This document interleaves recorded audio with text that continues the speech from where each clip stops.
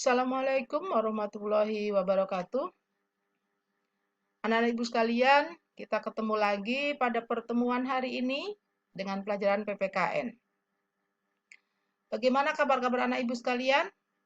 Semoga kalian dalam keadaan sehat, ya, dalam kondisi baik, dan dapat mengikuti pembelajaran pada hari ini.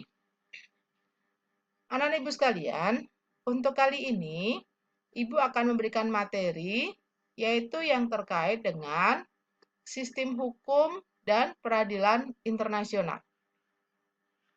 Jadi akan kita bahas adalah mengenai bagaimana hukum internasional dan bagaimana dengan peradilan internasional. Baiklah anak-anak ibu sekalian, kita akan lanjutkan, kita akan ikuti materi berikutnya. Kita akan bahas mengenai hakikat hukum internasional. Hukum internasional ini didefinisikan oleh beberapa para ahli. Ibu akan ikuti dan nanti kita akan melihat kesimpulannya. Menurut J.L. Briley, hukum internasional adalah kumpulan aturan dan prinsip aksi yang mengikat hubungan antar bangsa. Sedangkan menurut Mukhtar Kusumaatmadja, hukum internasional adalah keseluruhan kaidah dan asas yang mengatur hubungan atau persoalan yang melintasi batas negara, antar negara dengan negara, negara dengan subjek hukum, dan negara dengan yang bukan negara. Kalau menurut Ivan A. Scherer, hukum internasional adalah sekumpulan peraturan hukum yang sebagian besar mengatur prinsip-prinsip dan aturan-aturan yang harus dipatuhi oleh negara-negara dan hubungan satu sama lain. Kemudian menurut Wirjono Projodikoro, hukum internasional adalah hukum yang mengatur perhubungan hukum antara berbagai bangsa. Dan kita lihat menurut J.G. Starke, hukum internasional adalah sekumpulan hukum yang sebagian besar terdiri dari asas-asas dan karena itu biasanya ditaati dalam hubungan antar bangsa. Anak-anak ibu sekalian, kalau melihat dari beberapa definisi yang dikemukakan oleh para ahli, dapat kita simpulkan bahwa hukum internasional itu pada dasarnya adalah aturan yang mengatur hubungan antar bangsa. Hubungan antar bangsa dengan bangsa lain, hubungan antar bangsa dengan subjek hukum yang bukan negara. Segala sesuatu aturan itu kita sebut sebagai hukum internasional. Kita akan lanjutkan lagi. Nah, di dalam hukum internasional, kita memiliki asas-asas hukum internasional. Tentunya asas-asas hukum internasional ini itu akan mengikat dari bangsa atau negara yang melakukan perjanjian di dalam hukum internasional. Artinya, dia akan berlaku bagi negara atau bangsa yang sedang melakukan hubungan internasional. Kita lihat satu persatu. Yang pertama, asas teritorial. Yang dimaksud dengan asas teritorial adalah negara memiliki hak penerapan hukum terhadap semua orang yang berada di wilayahnya. Artinya ketika negara itu mengadakan hubungan dengan negara lain, maka aturan-aturannya itu akan diterapkan terhadap semua orang yang berada di wilayah negara tersebut. Kemudian asas kebangsaan. Di sini hukum bagi warga suatu negara berlaku dimanapun warga negara tersebut melakukan perbuatan yang melawan hukum, termasuk di negara lain. Jadi ketika negara itu sudah melakukan hubungan dengan negara lain, maka aturannya berlaku untuk warga negara yang terikat di dalam hukum internasional dimanapun berada di negara tersebut. Jadi kalau misalnya Indonesia melakukan hubungan internasional dengan Malaysia, maka dalam aturannya warga negara di Indonesia maupun warga negara Indonesia yang ada di Malaysia, maka akan memiliki kewajiban di dalam aturan hukum internasional tersebut. Asas yang ketiga adalah asas kepentingan umum. Di sini diartikan hukum internasional dibentuk untuk kepentingan seluruh negara atau kepentingan internasional. Artinya aturan-aturannya itu dibuat untuk mereka yang terikat di dalam perjanjian tersebut. Ya. Dan kepentingan umum dan kepentingan seluruh anggota yang melakukan hubungan internasional tersebut. Kemudian asas berikutnya adalah asas Pacta Sunt Servanda. Artinya, setiap perjanjian internasional yang telah disepakati, maka harus ditaati dan dilaksanakan oleh semua pihak tanpa ada pengingkaran. Ini jadi negara-negara yang sudah menjadi anggota di dalam perikatan hukum internasional tersebut, maka memiliki kewajiban untuk mentaatinya. Asas berikutnya adalah asal equal right. Masing-masing negara saling menghormati dan menjaga kehormatan. Jadi negara-negara anggota di dalam perjanjian internasional tersebut harus saling menghormati dan menjaga kehormatan masing-masing anggota. Asas yang terakhir adalah asas keterbukaan. Artinya setiap pihak mengetahui antara hak dan kewajiban di dalam menjalankan hukum internasional. Jadi di sini asas keterbukaannya, negara-negara yang jadi anggota di dalam perjanjian internasional tersebut maka memiliki hak dan kewajiban di dalam menjalin hubungan internasional. Kita lanjutkan anak-anak ibu sekalian. Kita masuk kepada sumber hukum internasional. Sumber-sumber hukum internasional.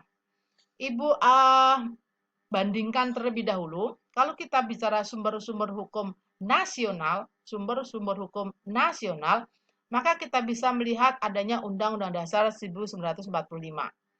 Ada undang-undang, ada peraturan pemerintah. Nah, itu kira-kira kalau misalnya kita berbicaranya mengenai sumber hukum nasional. Kalau sekarang kita akan berbicara mengenai sumber-sumber hukum internasional. Kita lihat satu persatu. Yang pertama sumber hukumnya adalah perjanjian internasional. Jadi perjanjian yang dibuat oleh negara-negara yang sedang melakukan hubungan internasional. Yaitu dibuat oleh anggota masyarakat internasional yang terdiri dari negara-negara yang bertujuan untuk membentuk hukum sehingga mempunyai akibat hukum. Jadi ini yang membuat adalah negara-negara yang menjadi anggota daripada hubungan internasional. Contoh di dalam perjanjian internasional itu adalah traktat, kovenan, konvensi, perjanjian. Ini hanya perbedaan istilah, tetapi intinya adalah itu hasil perjanjian internasional. Kemudian sumber hukum yang kedua adalah kebiasaan internasional. Di sini disebutkan kebiasaan antar negara di dunia yang merupakan kebiasaan yang dapat diterima sebagai hukum. Jadi kebiasaan-kebiasaan negara-negara yang sedang mengadakan hubungan internasional. Contohnya di sini adalah kebiasaan di dalam tata cara mengadakan perjanjian internasional. Jadi tata cara mengadakan perjanjian internasional itu merupakan suatu kebiasaan bagi negara-negara yang sedang melaksanakan hubungan internasional. Kemudian sumber hukum berikutnya adalah jurisprudensi. Jurisprudensi itu artinya putusan hukum pengadilan internasional. Jadi putusan hukum pengadilan internasional yang sebelum-sebelumnya itu bisa dijadikan sebagai sumber hukum internasional. Ya. Kemudian doktrin, yaitu pendapat para ahli hukum internasional. Doktrin ini merupakan pendapat para ahli hukum yang dapat kita ikuti. Jadi doktrin bukan sembarang sebagai pendapat dari orang-orang, tetapi doktrin harus merupakan pendapat ahli hukum yang kemudian dapat kita jadikan sumber hukum. Yang terakhir adalah sumber hukumnya prinsip hukum umum yang diakui negara-negara berdaulat. Di sini diartikan sebenarnya sumber hukumnya adalah peraturan-peraturan negara-negara yang berdaulat yang sedang berlaku pada saat itu. Jadi masing-masing negara anggota yang sedang menjalin hubungan internasional di dalam negaranya, maka bisa menjadikan hukum positif atau hukum yang sedang berlaku itu sebagai sumber hukumnya. Baik, kita lanjutkan lagi. Materi berikutnya adalah bentuk produk hukum internasional. Jadi kalau sebuah negara mengadakan hubungan internasional dengan negara lain atau negara yang menjadi anggota daripada organisasi negara-negara internasional, maka di situ akan dibentuk aturan-aturan yang akan kemudian menghasilkan suatu produk hukum. Kalau kita bandingkan di Indonesia, produk hukum itu misalnya, oh ada munculnya undang-undang yang diberlakukan kepada masyarakat. Oh ada peraturan pemerintah, PP yang diberlakukan untuk masyarakat. Itu namanya produk daripada hukum nasional.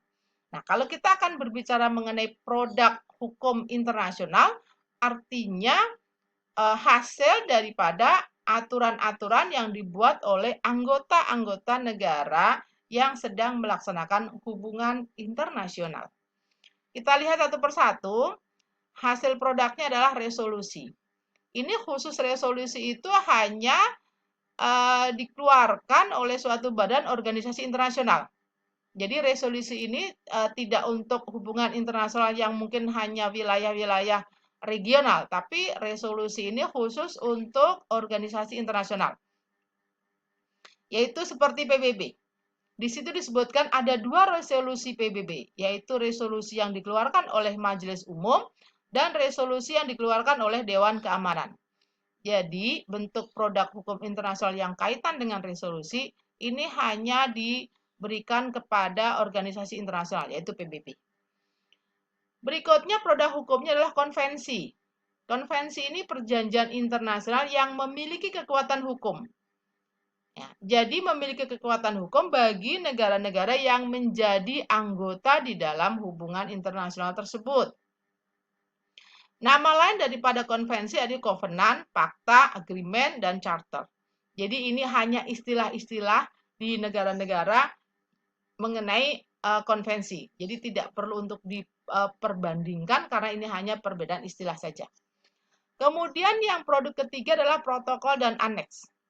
Ini sebenarnya aturan kelanjutan daripada hukum yang sudah dikeluarkan oleh hubungan internasional.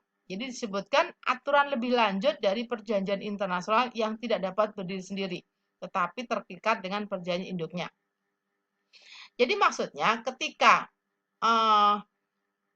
hubungan negara, yaitu hubungan internasional bagi negara-negara yang kemudian mengeluarkan produk yang disebut sebagai perjanjian internasional. Di dalam perjanjian internasional ada yang kemudian aturan berikutnya, aturan pelaksanaannya. Nah, aturan pelaksanaannya itu yang kemudian disebut sebagai protokol dan aneks. Jadi di sini adalah aturan kelanjutan daripada perjanjian internasional. Anak ibu sekalian, tidak banyak yang ibu sampaikan untuk hari ini, biar kalian memahami dulu satu persatu, karena kita sedang belajar yang kaitannya dengan internasional. Jadi mungkin agak sulit kita memahaminya, sehingga materinya ibu sedikit saja. Nah, anak-anak ibu sekalian, kita selesai di sesi pertemuan pertama. Silahkan kalian baca ulang, kalian pahami materi-materinya.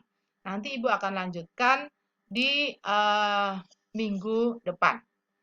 Anak-anak ibu sekalian, ibu akhiri pembelajaran pada hari ini, sesi pertama ini, dengan bacaan Alhamdulillahirrabbilalamin.